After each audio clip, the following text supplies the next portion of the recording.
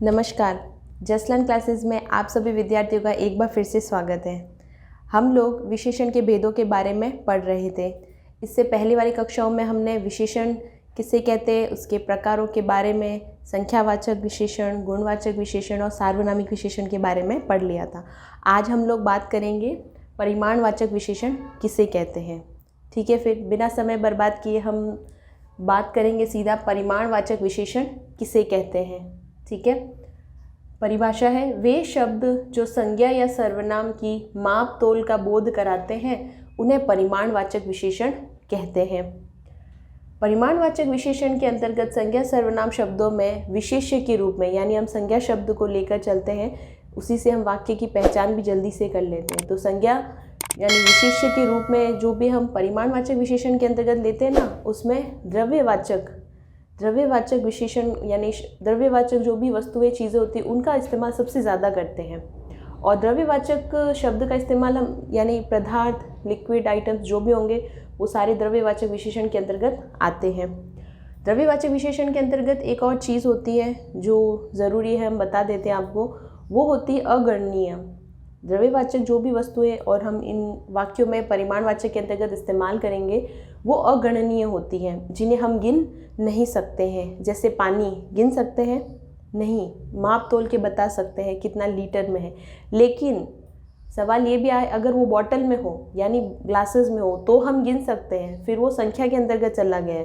पर हम बात कर रहे हैं द्रव्यवाचक संज्ञाओं का इस्तेमाल किया जाता है। ठीक है, यानी मात्रा से संबंधित, माप तोल या मात्रा संबंधी विशेषता बताते हैं ना, उन्हें परिमाणवाचक विशेषण कहते हैं। यानी वे शब्द जो संज्ञा या सर्वनाम की माप तोल या मात्रा संबंधी विशेषता बताते हैं उन्हें परिमाणवाचक विशेषण कहते हैं। ठीक है, नहीं याद रहे तो आप द्रव्य यानी लिक्विड आइटम से रिलेटेड चीज़ें याद रख लीजिएगा, तो आपको याद रहेगा परिमाणवाचक है। हमने यहाँ परिणाम नहीं लिखा है, आप ध्यान से देखिएगा, परिमाणवाचक विशेषण के बारे में बात कर रहे हैं। ठीक है, जैसे ये देखिए हमने यहाँ उदाहरण लिखा है बहुत पानी। अब विशेष्य के अंतर्गत आप लोगों को याद रखना है संज्ञा शब्द। ये हमने यहाँ पे लिख रखा है पानी, व्यक्ति है, जाति है या भाव है, जाति के अंतर्गत डाल दीजिए इसे ना, पानी। ठीक है, तो पानी कितना है? बहुत है, बहुत पानी है। तो लिक्विड आइटम हो गया, एक द्रव्यवाचक संज्ञा है। ठीक है, तो पानी द्रव्यवाचक संज्ञा के अंतर्गत एक और बात आती है, जब ये विशेषण के अंतर्गत प्रयोग किया जाता है तो एक वचन के रूप में किया जाता है, ये भी आप लोग याद रखिएगा। ठीक है, तो पानी जो है कितना है? बहुत है। ठीक है, तो बहुत पानी है, तो ये किसके अंतर्गत उदाहरण आ गया? परिमाणवाचक के अंतर्गत, विशेष्य के रूप में है और द्रव्य पदार्थ यानी द्रव्य संज्ञा का इस्तेमाल किया जा रहा है संज्ञा के साथ, तो ये क्या हो गया? उदाहरण परिमाणवाचक विशेषण का उदाहरण हो गया। ठीक है, तो आशा करेंगे परिभाषा आपको क्लियर हो गई होगी, परिमाणवाचक विशेषण किसे कहते हैं। परिमाणवाचक विशेषण के होते हैं दो उपभेद। ठीक है, भेद समझिए, उपभेद।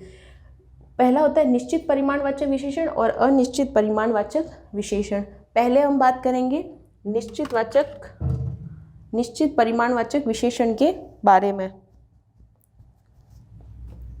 परिभाषा लिखी है हमने, जो विशेषण शब्द विशेष्य की निश्चित मात्रा या परिमाण का बोध कराते हैं यानी ज्ञान कराते हैं उन्हें निश्चित परिमाणवाचक विशेषण कहते हैं। देखिए, विशेषण शब्द तो है, लेकिन विशेष्य के अंतर्गत हम क्या याद रखेंगे? संज्ञा शब्द। ठीक है, परिमाण का मतलब हम बता चुके हैं, द्रव्यवाचक संज्ञाओं का इस्तेमाल किया जाता है। ठीक है, अब देखिए जैसे हमने यहाँ उदाहरण के लिए लिखा है 5 लीटर दूध। 5 लीटर दूध, सबसे पहले हमने विशेष्य शब्द की पहचान कर ली, दूध जो है संज्ञा शब्द के अंतर्गत आ गया। अच्छा, लीटर लिख दिया हमने आगे, यानी लीटर है, क्या हम उसको गिन सकते हैं? नहीं, ये गणनीय बिल्कुल नहीं है, ये क्या हो जाएगी? अगणनीय हो जाएगी। जब अगणनीय है तो किसके अंतर्गत आ जाएगा? परिमाण के अंतर्गत। लेकिन परिमाण तक तो हमें समझ में आ गया कि ये परिमाण के अंतर्गत आ गया है। ठीक है, लेकिन आगे हमने लिख दिया है 5 लीटर, यानी निश्चित तौर पे हम बात कर रहे हैं कि दूध तो है, लेकिन कितना लीटर है? 5 लीटर है। तो हमने संज्ञा शब्द ढूंढा, संज्ञा से पहले हमने लिक्विड यानी द्रव्य आइटम के बारे में पता किया, कैसे? परिमाण के अंतर्गत है। और निश्चित कब किया? जब उसके आगे हमने लिख दिया 5। तो 5 लीटर दूध है, तो निश्चितता के साथ हम बता सकते हैं। तो ये कौन से विशेषण के अंतर्गत जाएगा? निश्चित परिमाणवाचक विशेषण के अंतर्गत। तो ये बात होती है निश्चित वाचक परिमाण विशेषण के अंतर्गत। ठीक है, वैसे ही हमने एक और उदाहरण देखो, यहाँ पे लिखा है 1 किलो मिठाई। मिठाई लिखी है, ये हो गया हमारा संज्ञा शब्द। ठीक है, इससे हमें पहचान हो जाएगी ये क्या है, मिठाई के अंतर्गत है तो संज्ञा शब्द के अंतर्गत आ गया। उसके बाद हम बात करते हैं किलो। किलो से पहचान कर लो आप, परिमाणवाचक के अंतर्गत आ रही है। किसके अंतर्गत आ रही है, परिमाण के अंतर्गत आ रही है। अच्छा, आगे हमने लिख दिया निश्चित, कितनी मिठाई चाहिए हमको, 1 किलो मिठाई चाहिए हमको, तो 1 किलो मिठाई चाहिए, तो ये किसके अंतर्गत आ गया, निश्चित परिमाणवाचक विशेषण के अंतर्गत। तो हम कहना यही चाहेंगे आपको कि विशेष यानी संज्ञा शब्द को आप इस्तेमाल कीजिए। जब संज्ञा शब्द मिल जाए तो उसके आगे लीटर, किलो, इनकी पहचान होगी तो पता चलेगा ये परिमाणवाचक के अंतर्गत है। और सबसे आसान होगा जब परिमाण से भी आगे आपको निश्चित तौर पे एक संख्या दे, यानी बता रखें आपको निश्चित तौर पे कितना चाहिए आपको, तो वो सब चला जाता है निश्चित परिमाणवाचक विशेषण के अंतर्गत। ठीक है, तो चलिए फिर नेक्स्ट हम बात करते हैं अनिश्चित परिमाणवाचक विशेषण के अंतर्गत। एक और उदाहरण में लिखा है 10 किलो चीनी मिलाओ। चीनी, ये देखिए संज्ञा की पहचान हो गई। ठीक है, विशेष्य के रूप में किलो कितनी चाहिए, 10 किलो, तो निश्चित तौर पे बात की जा रही, चीनी कितनी चाहिए हमको, 10 किलो चाहिए, तो ये चला जाएगा निश्चित परिमाणवाचक विशेषण के अंतर्गत। अगली बात हम करेंगे अनिश्चित परिमाणवाचक विशेषण के अंतर्गत। परिभाषा से शुरू करेंगे। जो विशेषण शब्द विशेष्य की निश्चित मात्रा या परिमाण का बोध नहीं कराते हैं उन्हें अनिश्चित परिमाणवाचक विशेषण कहते हैं। यहाँ पे हमको निश्चित तौर पे बता रहा था परिमाण तो है, लेकिन कैसा है, निश्चित है या अनिश्चित है। जैसे उदाहरण लिखा हमने बहुत मिठाई, देखो यहाँ पे भी मिठाई लिखा हमने, पर यहाँ पे हमने लिखा 1 किलो, हमने निश्चित तौर पे बोला हमको 1 किलो मिठाई चाहिए, लेकिन यहाँ पे हमने सिर्फ लिख दिया मिठाई कितनी, बहुत, थोड़ी भी इस्तेमाल कर सकते हैं, हमको थोड़ी मिठाई चाहिए या बहुत मिठाई चाहिए। तो ये जो बहुत शब्द है ना, इसे आप लोगों को याद रखना है। बहुत, कम, ज़्यादा, अधिक, थोड़ा, ये जो शब्द होंगे वो इस्तेमाल किए जाएंगे परिमाणवाचक यानी द्रव्यवाचक संज्ञाओं के साथ इनका इस्तेमाल होगा, तब याद रखना है आपको ये अनिश्चित परिमाणवाचक विशेषण के अंतर्गत आएगा। तो आप इसे लिखिए या नोट डाउन कर लीजिए।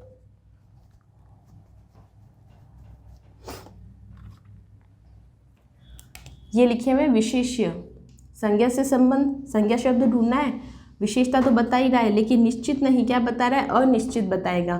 बहुत मिठाई, बहुत क्या है, बता नहीं रखा है कितनी चाहिए। वैसे हमने देखो यहाँ पे क्या लिखा था 10 किलो चीनी, और यहाँ पे हमने लिख दिया केवल चीनी, लेकिन कितनी चाहिए, कम चाहिए। चाय में, अच्छा चाय तो सब नहीं पिएंगे, अगर हमने उदाहरण दे दिया कि 1 गिलास दूध है, उसमें एक व्यक्ति बोलेगा 2 चम्मच चीनी डाल दीजिए, दूध में 2 चम्मच चीनी डाल दीजिए, तो हम 2 चम्मच चीनी की बात करेंगे, तब तो हम बता रहे हैं उनको निश्चित परिमाणवाचक के साथ बता रहे, चीनी डालनी लेकिन कितने, 2 चम्मच। वहीं अगर कोई बोले हमारे दूध में थोड़ी सी चीनी डाल दीजिए, उन्होंने आपको बताया नहीं कितने चम्मच डालनी, बस उन्होंने बोल दिया थोड़ी डाल दीजिए, तो जब थोड़ी शब्द का इस्तेमाल हो जाएगा तब आपको क्या याद रखना है, अनिश्चित परिमाणवाचक विशेषण के अंतर्गत आएगा। ठीक है, तो ये बात हो गई निश्चित परिमाणवाचक की और ये हो गई अनिश्चित परिमाणवाचक की। एक और उदाहरण जैसे हम इसमें लिखना चाहें तो 1 तोला सोना, ये लिख दिया हमने 1 तोला सोना। पहले चलो आप ट्राई करो, आप लोगों को समझ में आ गया हो तो बताओ कि कैसे होगा इसका इस्तेमाल।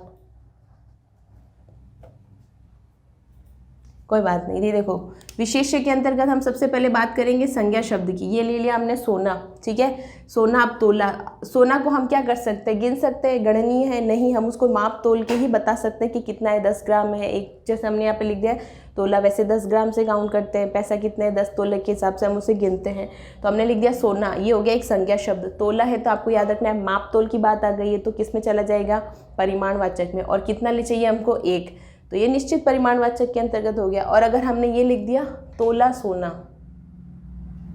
अभी हमने बताया नहीं कितना चाहिए, 1 तोला चाहिए, 10 ग्राम चाहिए, है ना, सिर्फ तोला सोना लिख दिया, तो ये किस में चला जाएगा, अनिश्चित। क्यों, क्योंकि हमने मात्रा और परिणाम तो बताया है लेकिन निश्चित नहीं बताया कि कितना होना चाहिए, तो ये किसके अंतर्गत आ जाएगा, अनिश्चित परिमाणवाचक विशेषण के अंतर्गत। ठीक है, बहुत बढ़िया, तो ये आपको समझ में आ गया होगा अच्छे से, प्रयास कीजिएगा इनके तो और अच्छे से आ जाएगा आपको। ठीक है, हाँ, एक और चीज़ बच्चे पूछ लेते हैं, परिमाणवाचक और संख्यावाचक अगर दोनों आ जाए तो उसकी पहचान कैसे करेंगे हम। अच्छा प्रश्न है, 2 मिनट उसके बारे में बात कर लेते हैं। जैसे हमने यहाँ पे लिख दिया 5 केले और हमने लिख दिया 1 किलो, या चलो 5 किलो ही लिख देते हैं, 5 किलो केले, ठीक है।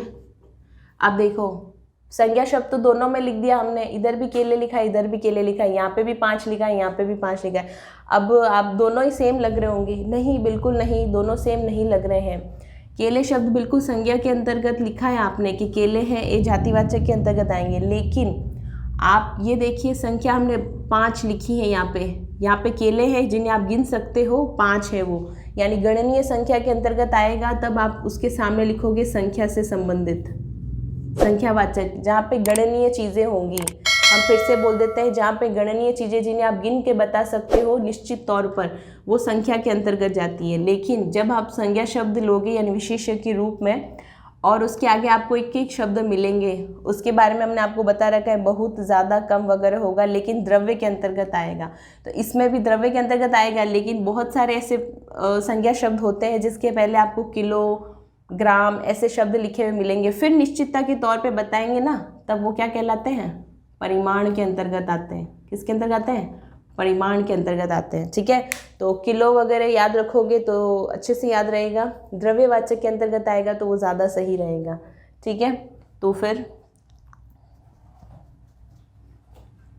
आज हमने बात की है निश्चित और अनिश्चित परिमाणवाचक विशेषण के बारे में। आशा करेंगे आप सब लोगों को समझ में आ गया होगा, ठीक है। प्रयास कीजिएगा और बताइएगा ज़रूर। तब तक के लिए मस्त रहिए, स्वस्थ रहिए और हमेशा मुस्कुराते रहिए। जय श्री कृष्ण।